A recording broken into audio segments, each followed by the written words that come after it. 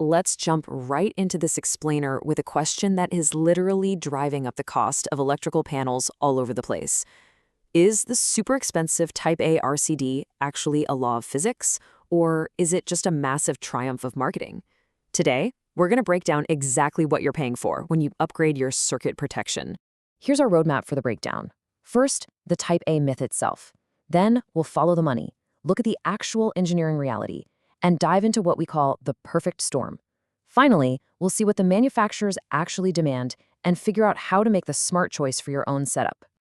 All right, part one, the Type A RCD myth, where marketing meets physics. So there's this wildly expensive, basically unwritten rule in the industry right now. The whole narrative insists that because all our modern gadgets, washing machines, LED lights, your desktop PC, run on switched mode power supplies, the standard, affordable Type AC RCDs are suddenly obsolete, completely dangerous. The industry is telling us that those pricey Type A RCDs are an absolute, non-negotiable must-have. But honestly, if we look a little closer, we really have to ask why this new standard became universally accepted almost overnight.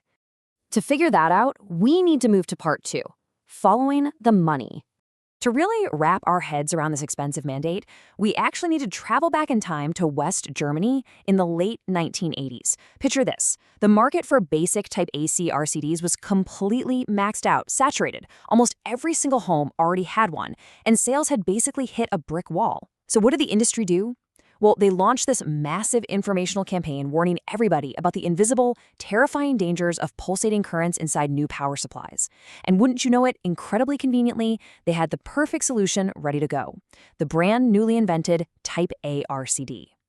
Now, here is where it gets crazy. The production cost for a Type A is practically identical to a Type AC. You're really just tweaking the calibration for a different wave. But the profit margins? Through the roof. In fact, sometimes manufacturers just slapped a Type AC sticker on a Type A device because it was literally cheaper than running two separate production lines. Okay, let's get into part three, the engineering reality, and see what the physics actually tell us. The absolutely crucial point here is understanding what these devices actually see on the circuit.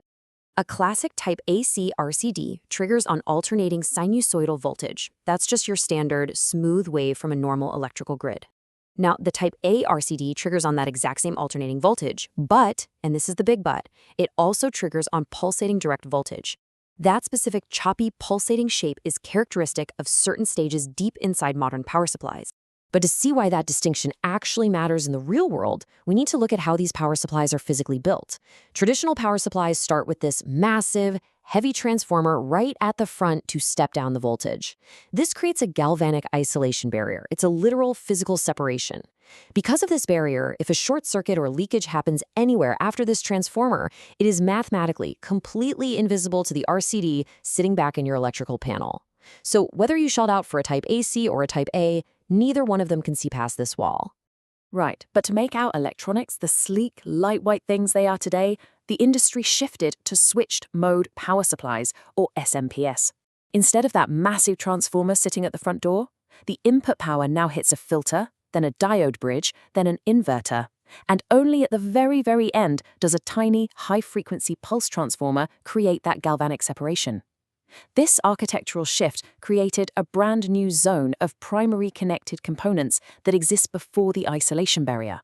And this brings us to the absolute crux of the entire engineering debate. We call it the red zone. This millimeter-wide physical location, specifically right between the rectifier and the filter, is literally the only place in modern electronics where a Type A RCD actually outperforms a Type AC. Why?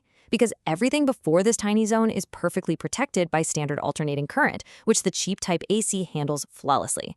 And everything after the pulse transformer, completely invisible to both types anyway. It is strictly in this microscopic red zone where pulsating direct voltage exists relative to the casing. You don't just have to take my word for it based on a diagram either. An independent electrical engineer on YouTube actually ran a real-world bench test to prove this. He intentionally shorted a live circuit past the isolation barrier on an SMPS, just to see if the super expensive Type A RCD would swoop in and save the day. The result? Well, in his own words, sparks flew and the board burned up. The Type A RCD did absolutely nothing. Zero. because the fault happened outside its physical field of vision, exactly like we just discussed. Which leads us directly into part 4, the perfect storm of conditions needed for this to even matter. For a type A RCD to actually save a human life in a situation where a type AC would fail, 4 highly specific things must go wrong at the exact same time. First, the fault has to occur exactly in that millimeter-wide red zone we just talked about. Second, the appliance must have a metal casing. Third, the mandatory grounding wire has to be completely severed, totally absent or failing. And fourth, a human being has to touch that metal casing barehanded while standing on a completely uninsulated floor. I mean, think about it. If even one of these conditions is missing, the type A RCD provides literally 0 additional physical protection. And this plays directly into the material factor, specifically condition number 2 from that list. Think about the stuff in your house: TVs, PCs, laptop chargers. Yes, they all use switched mode power supplies, but they are housed in plastic. Plastic is an absolute insulator. Even if a catastrophic short circuit happens directly inside the red zone, the electrical current has absolutely no physical path to reach a human touching the outside. Therefore, upgrading your RCD type for your living room TV or your home office laptop gives you exactly 0 extra protection. It only mathematically matters for large metal appliances like a washing machine, and again, only if the ground wire entirely fails. Let's move to part 5 and look at what the manufacturers themselves actually demand.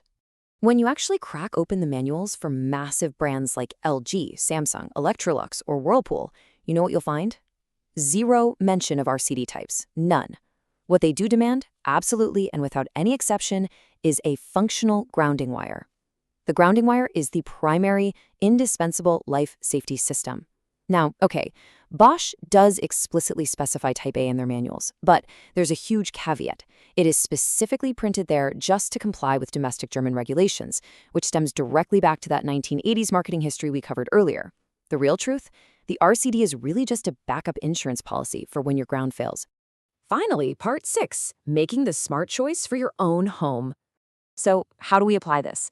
Well, if you have a high budget and you're buying premium, top-tier electrical components anyway, the price difference between Type A and AC is basically a rounding error. Go ahead, get Type A for that absolute maximum theoretical coverage. But if you're on a budget and you have a modern, functional grounding system in your home, just choose Type AC. The grounding wire is going to handle 99.9% of faults, and the Type AC sweeps up the rest. However, there is one single scenario where a Type A investment is an absolute critical life safety must. If you live in an old apartment with only 2-wire electrical, meaning no grounding at all, and you have metal appliances like a washing machine sitting in a wet room like a bathroom, you absolutely must use Type A. Without a ground wire to protect you, you desperately need that RCD to catch every single possible waveform that could leak onto that metal chassis. So, after exploring all the evidence in this explainer, tracing the history all the way back to West Germany, and mapping out those millimeter-wide physical realities right on the circuit board, I want to leave you with a final thought.